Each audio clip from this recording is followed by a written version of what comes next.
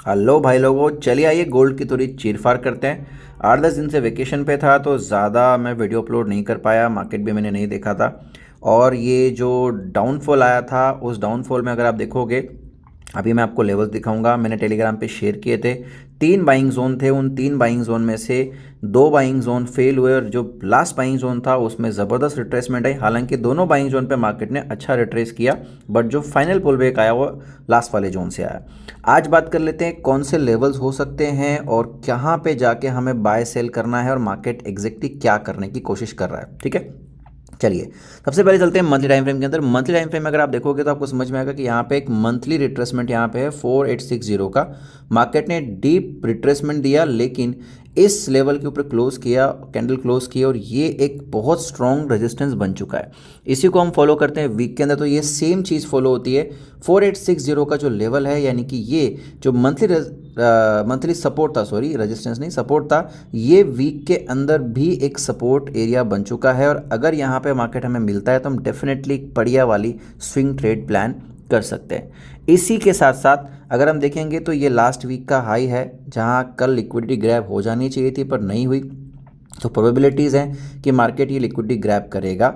इसके साथ साथ अगर आप देखोगे तो मैंने यहाँ पे राइट डाउन किया लिक्विडिटी एग्जिस्ट, कहाँ पे थोड़ा मैंने नीचे कैंडल की हुई है, बट ये जो कैंडल है, देखिए जब कभी भी कोई कैंडल ऐसी बनती है जिस कैंडल के नीचे विक नहीं होता, विक का मतलब क्या होता है, विक का मतलब होता है कि वहाँ पे एक्यूमुलेशन मैन्युपुलेशन हुई है, यानी कि जब भी कोई कैंडल में मैन्युपुलेशन होती है तो विक जनरेट होता है। ठीक है, यहाँ पे किसी प्रकार का विक जनरेट नहीं हुआ, मैन्युपुलेशन नहीं हुई, मतलब ये लेवल है जहाँ पे लिक्विडिटी पड़ी हुई है और मार्केट इसको हंट करने के लिए आ सकता है। अगर इस लेवल की मैं आपसे बात करूँ तो ये लेवल है 4964 का।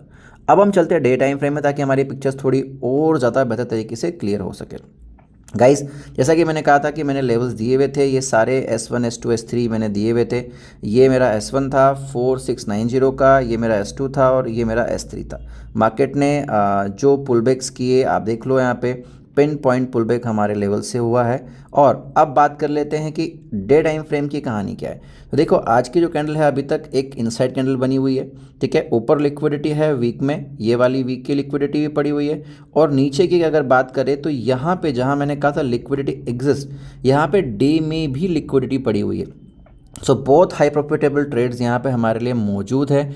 इन दोनों में से लेवल्स जो भी हमें यहाँ पे एग्जीक्यूट होते हुए नजर आए, हम यहाँ पे ट्रेड कर सकते हैं। तो आने वाले अगले 1 दिन या 2 दिन के अंदर अंदर या इनफैक्ट आज हमें क्या क्या ट्रेड्स मिल सकती है। पहली ट्रेड, अगर हमें मार्केट इस वाली जगह पे जो कि ना सिर्फ वीक हाई है बल्कि एक रेजिस्टेंस एरिया भी बना हुआ है, मार्केट ने मल्टीपल टाइम पे 1 2 3 4 5 6 टाइम पर मार्केट ने यहाँ पे रिजेक्शन दी है।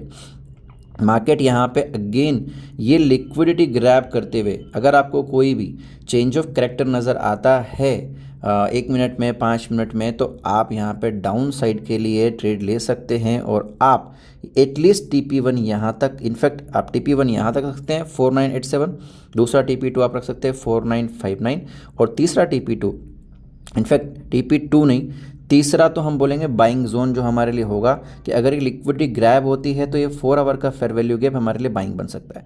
So this is my high going to be high profitable trade for this week, कि ये 2 ही ट्रेड्स में प्लान करूंगा, एक ये अगर मैं बढ़िया ट्रेड की बात करूं और एक ये ट्रेड। अगर ये दोनों ट्रेड्स मुझे मिलती है मैं डेफिनेटली यहाँ पे बाय और सेल करूँगा। आपका क्या व्यू है आप मुझे DM करके बता सकते हैं।